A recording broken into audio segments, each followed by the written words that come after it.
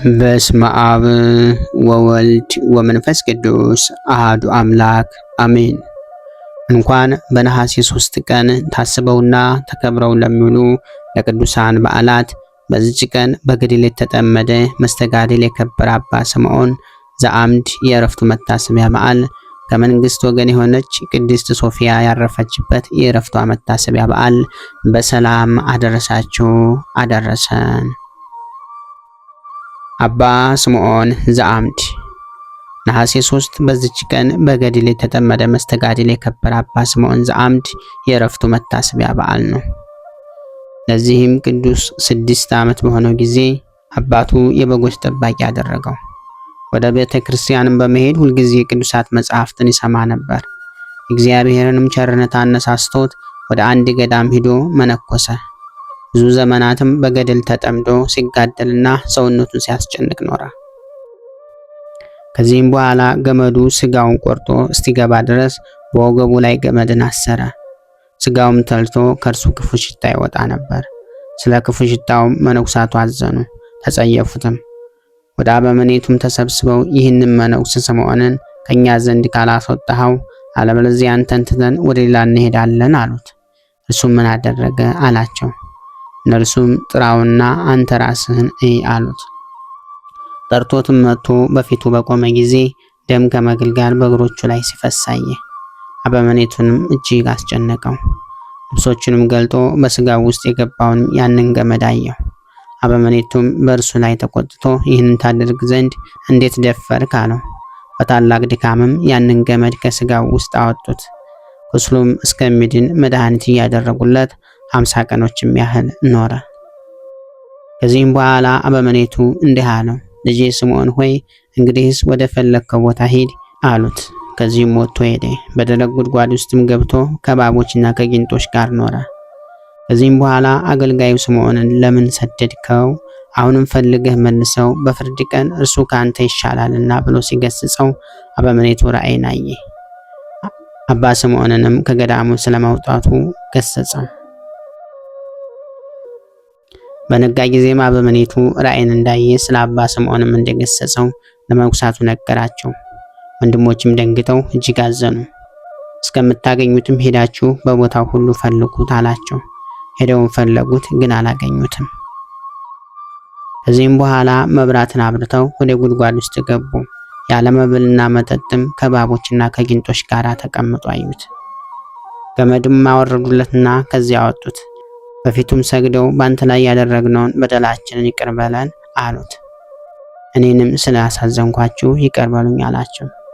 ከዚህም በኋላ ወደ ገዳማቸው ወሰዱት። በብዙ ገድልም ተጠምዶ ሲያገለግል ኖረ። ከዚህም በኋላ ከዚያ ገዳም በስውር ወጥቶ ወደ አንዲት አለት ቋጤ ደረሰ። በእርሷም ላይ ሳያርፍና ሳይተኛ 60 ቀን ቆመ።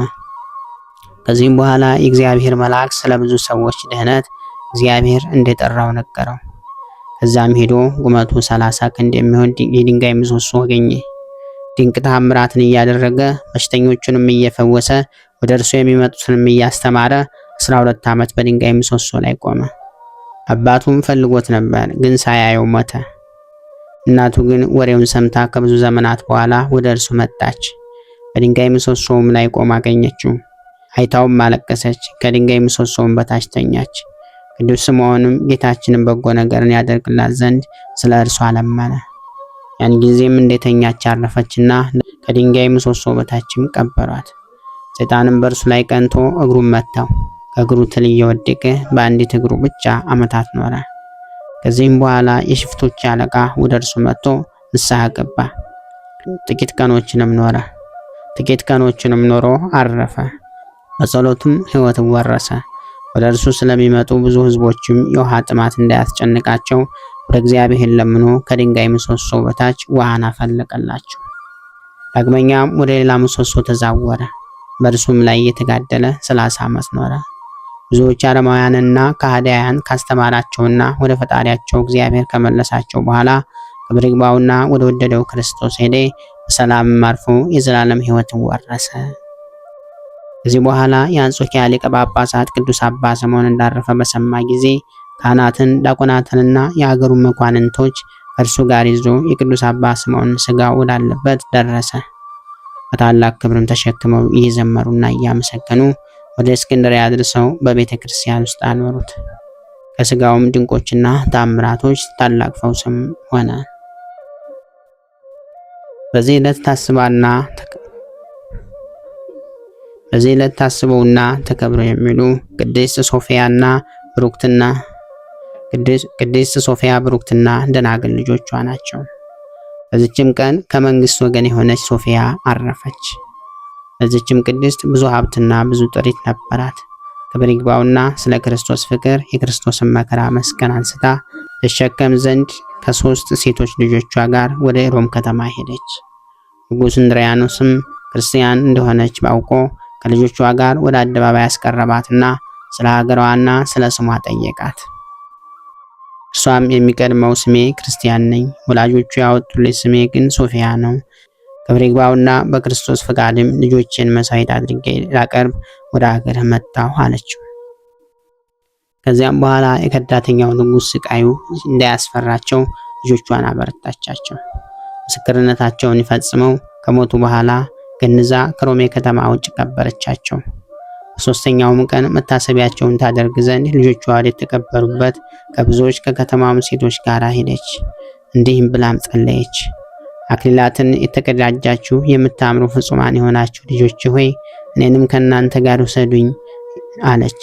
ይህንንም እንዳለች ወደ አሁኑ አረፈች፣ ከልጆቿም ጋር ተቀበረች። እግዚአብሔር ምስጋና ይሁን። እኛንም በቅዱሳኑ ጸሎት ይማረን፣ በረከታቸውም ከኛ ጋር ትኖር ለዘላለሙ አሜን።